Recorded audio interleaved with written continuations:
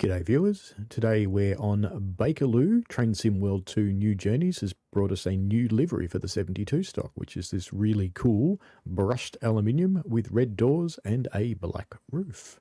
So let's jump in the cab and see how we have to set up. It's actually identical to the other Bakerloo stock. So let's pop our control key in, if I can get onto it, and switch it on. Alrighty, now let's jump up, wander over here.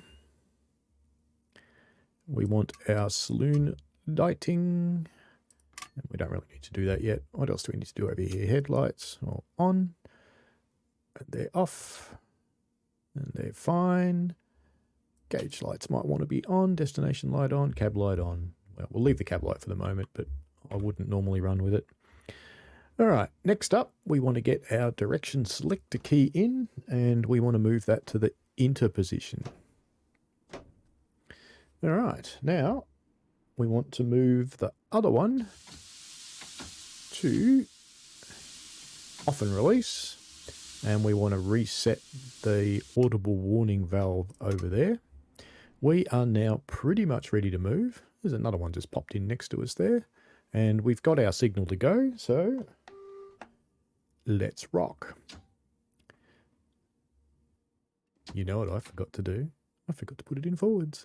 Okay, now let's rock. Here we go.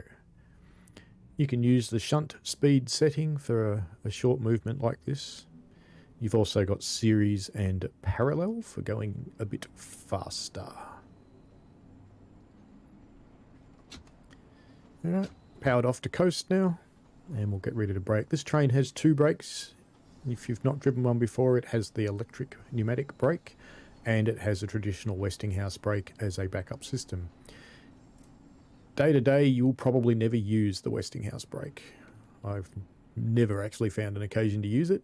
If you feel like using it, it's there. You can if you want. Contact signaler has been added to the phone in both this one and I believe the other one. Stop a little bit early. Let's just release that brake. It does have pretty good brakes.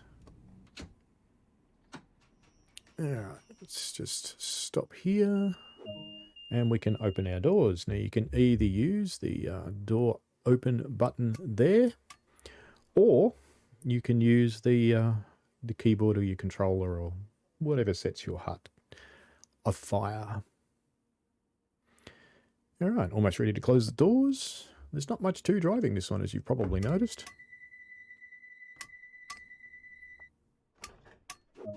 It's exactly the same as the other one. Got a green signal and off we go. So we're going to use a bit more power this time.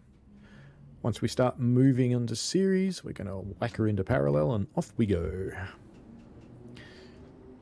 And throttling off. We're going to be going downhill here into the tunnel, so I will put on just a touch of brakes, a little early,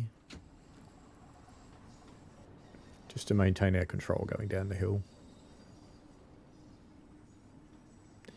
You can see down here that we have our brake cylinder, our brake pipe gauges, and we have a speedo. Oh, the headlights do work so well on this train, don't they? Love it. Makes me think they're not on, but I did actually turn them on. No, they are very much on. Alright, we've just plunged into the darkness of the tunnel. English headlights are always a little bit, how do we put it? Dull.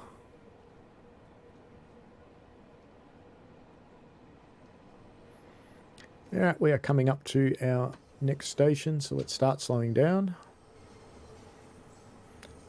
And I'll end this tutorial once we get into the station. I'm using the electro-pneumatic normal setting. Probably braked a bit early there. Definitely braked a bit early there. Let's power it again. I'm so used to driving trains where you apply the brakes and nothing much happens for the first 30 seconds. This one's a bit of a novelty, really. Get it up next to the monitors so you can see them, and then stop. And open your doors with whatever method you love to use. All right, that's it for this tutorial because it is actually the same as the other Bakerloo stock, so we don't need to go into much detail here. Alrighty, thanks for watching, and if you found it useful, chuck it down in the comments. And if you didn't find it useful, chuck that down in the comments too, because I always like to know what people find useful and not useful. And subscribe if you wanna, and click the tinkly things. You get notifications about new stuff. Alright, thanks for watching. Thanks for watching, folks. I hope you enjoyed it. I always like to get your feedback in the form of likes and comments because they help me understand what you want. Give the channel a subscribe and click on the tinkly things so you don't miss out on any new stuff. And thanks for your ongoing support. And please, be safe out there.